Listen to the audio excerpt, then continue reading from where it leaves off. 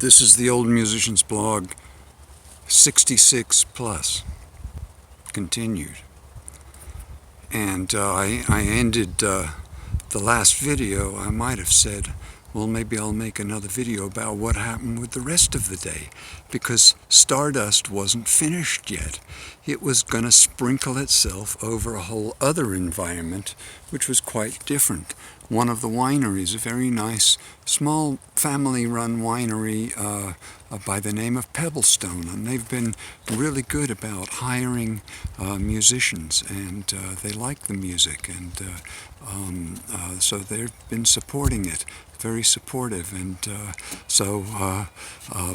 let's see, Lucy and I, well, we came out of that other gig and we ran over to Winco where she wanted to get some shopping, a couple of things, some sliced turkey for a sandwich, and some eggs, and then we went on back home and we had our lunch of nice, was that the tuna fish or was that the kasha? Oh, those are all so good, and she's such a good cook.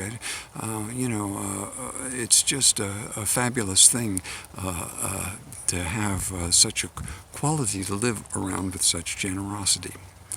And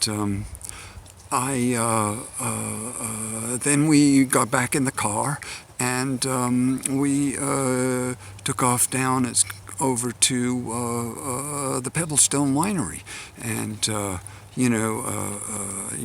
as usual, it doesn't take as long as I think, and I'm the first one there because I just have a habitual earliness, and that's just the way it is, and it's a good quality, really. At least you're not worried about me unless I don't get there on time. Then yeah, it's a good idea. Give me a call, find out what's going on.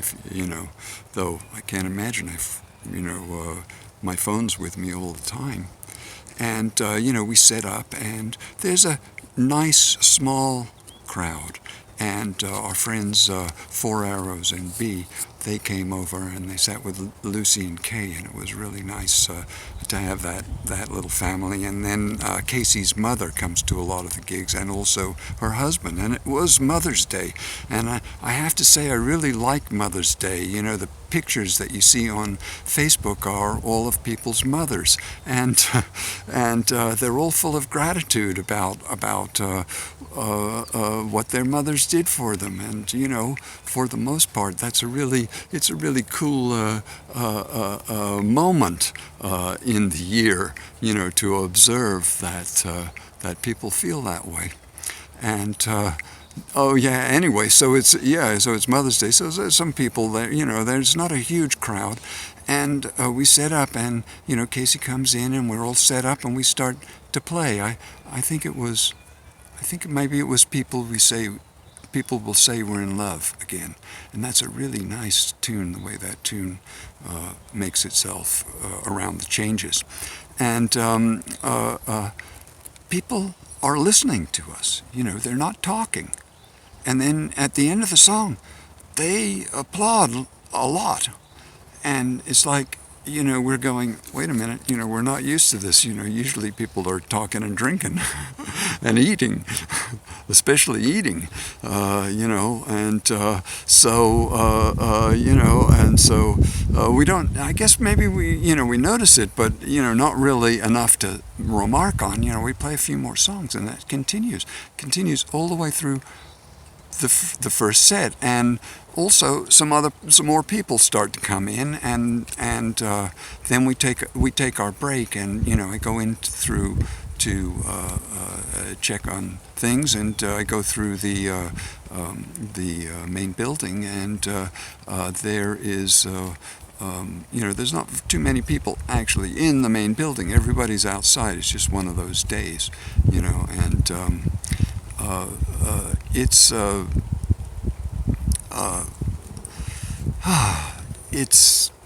a good place. Anyway, some more people come in, and it starts to get a bit more rowdy, and which is kind of a relief to us, because it's a whole different kind of environment when people are actually listening to your every move and wondering if you're going to survive the solo or not.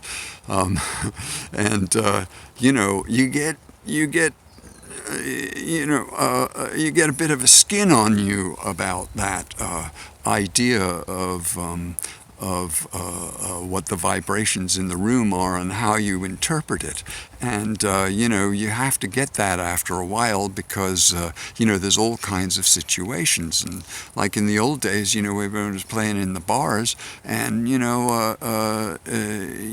was, it was an empty room, it wasn't always a full room, especially if you had a 3 or 4 nighter someplace, because people have their own agenda, and, after a while you build up a following, and we have a good following for Stardust.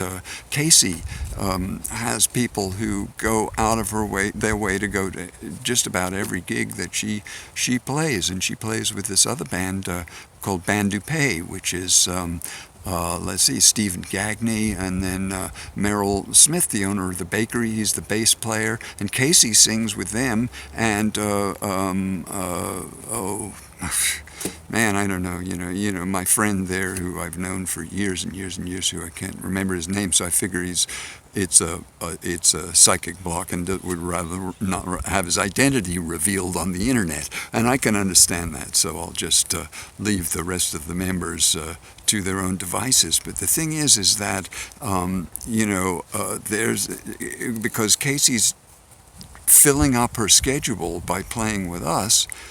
They were feeling unhappy because they thought because they didn't have a huge crowd that time. And the thing is it's a completely different scene there. What they do is it's a dance. It's a dance, and they have somebody who comes in and teaches people how to do the jitterbug or swing dancing. Swing dancing, that's what it is. And